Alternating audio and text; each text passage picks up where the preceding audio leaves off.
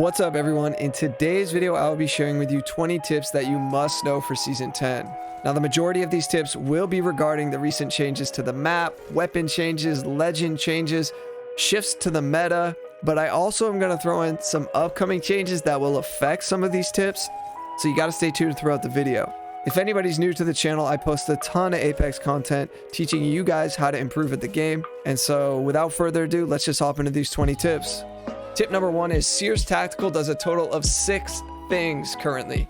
Stuns you, gives you audio and visual clutter, damages you for about 10 damage, interrupts your abilities and healing, reveals your location for 8 seconds to him and his teammates, and shows your health and shield bar. Now currently, this is insanely overpowered for a tactical, but Respawn has acknowledged in an AMA on Reddit that they know that he's a little too strong and they're going to be changing him in an upcoming patch. So whether that happens in a week or a month from now, just know that when you see a Seer Tactical right now, these are all the things that are about to happen to you. But in the future, this should get toned down a little. Tip number 2 is Fuse can now choose between launching grenades with his arm or throwing them normally like any other legend, but he still has the passive of stacking 2 grenades per inventory slot. Now, this is really important for a couple reasons. Mainly, Fuse is now able to throw vertical frag grenades because with his launcher, he wasn't able to do that because the grenade would blow up too high in the air before it had time to come back down. And the other reason is stacking 2 grenades per 1 slot is really OP. If you guys didn't play like in Season 3 and before, you were able to do that, and nades are really strong in this game if you know how to use them. So now you get to launch them really far and fast if you want to choose that way with Fuse, or you can just throw them normally if you feel like you're more accurate. So I think this is an amazing change for Fuse. Tip number 3 is Horizon is much stronger this season. They buffed her tactical, and I would say she is a meta pick. So her gravity lift speed is much more similar to what it was in Season 7 and 8. They're saying it's a happy medium between what it was in 9 and what she was on release in Season 7. But I gotta be honest with you, it feels much closer to what it was in Season 7. It feels very fast, and she's just really strong. That tactical ability has to be one of the best in the game. So if you guys haven't given Horizon out a try this season, you've got to try her out because you're going to be seeing a ton of Horizons in the upcoming weeks. Tip number 4, the new POIs, Lava Siphon and Climatizer, have lava throughout them obviously, but this lava acts differently than the spots in Fragment, East, or Harvester. So you don't slowly hover back up if you fall down into the lava. If you fall down in the lava in Climatizer or Lava Siphon, you're on your own down there. You've got to figure out a way to climb back up and avoid taking a ton of damage from that lava. Tip number 5, the Prowler is the best gun in the game at the moment of making this video. They barely made any changes to it from it coming out of the care package, and if you don't know, now you know. This is the most insane close range gun in the game.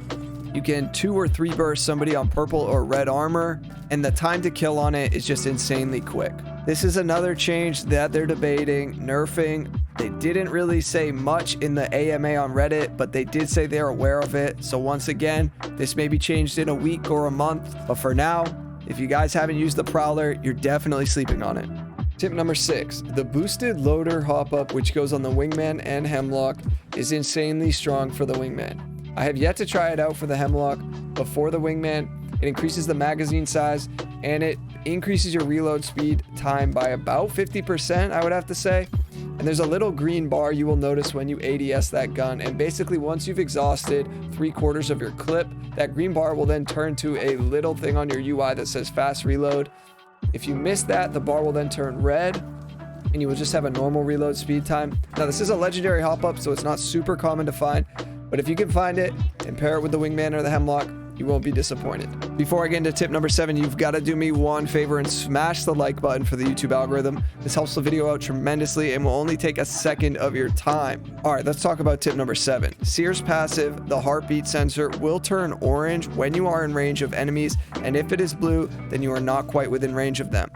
And the heartbeats that you hear will start to get louder the closer you get to your opponent if you are aiming down your sight.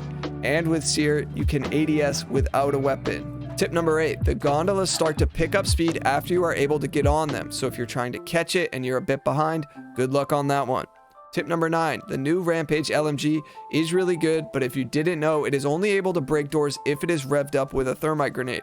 This also increases the fire rate and makes the gun insanely strong. Speaking of the Rampage, tip number 10, in the lore, Rampart actually created the Rampage LMG, and in the game, if you use it behind her amped cover, the time to kill with this gun is insanely fast. You guys have got to try this gun out, but just make sure to not do it in my lobby because I will certainly uninstall the game if I die to another one. Tip number 11. The arena's ranked rewards are a badge, charm, and holo spray. You are not getting a dive trail if you reach Diamond, Masters, or Predator in arenas.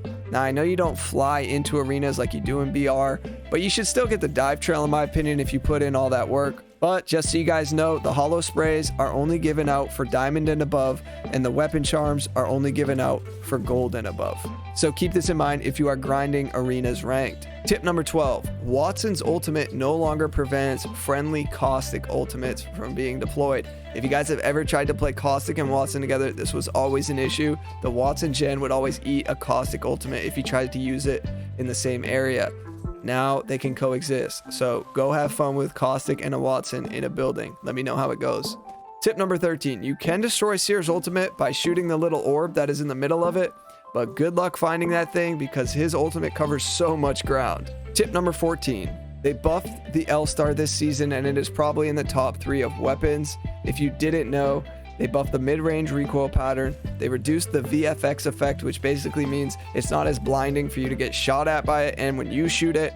And it now takes barrel stabilizers and extended energy bags. Tip number 15, standard stocks now increase your reload speed. In previous seasons, reload speeds were tied to extended magazines. However, now they are not. So make sure you are picking up stocks. And speaking of stocks, let's talk about tip number 16. The G7 and 3030 now take sniper stocks, which are also affecting reload speeds for those weapons. However, since they are in the marksman class and not the sniper class, they cannot take sniper scopes. Who remembers in season 3 when you could have a 6x on the G7 Scout? Let me know in the comments. Tip number 17, Caustic did get a gas damage buff this season, so the gas now scales up in damage.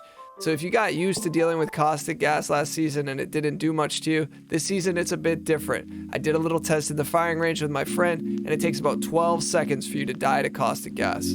Tip number 18. Although the EVA 8 did get a slight fire rate nerf this update, it is still the #1 ranking shotgun in my book. The time to kill on it is unmatched.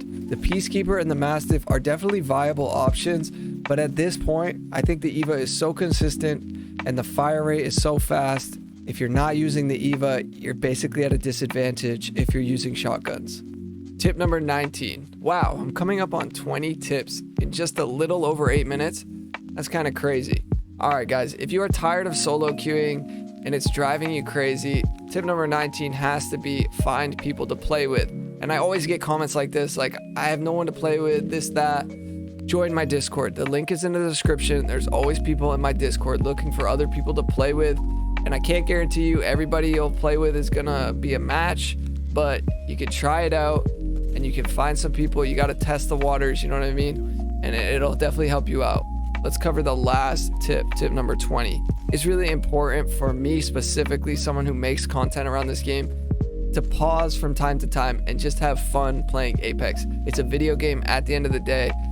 I really started playing it because it was so fun. So if Apex is starting to be a little too much for you, try to find some things in Apex that isn't necessarily all around the gameplay, whether it's the movement, laughing with friends, you know, ranking up, whatever it may be. Just try to enjoy the game this season. All right, guys, thank you so much for watching, and I hope you'll consider subscribing so you can catch me on the next upload, and I'll talk to y'all then. Peace.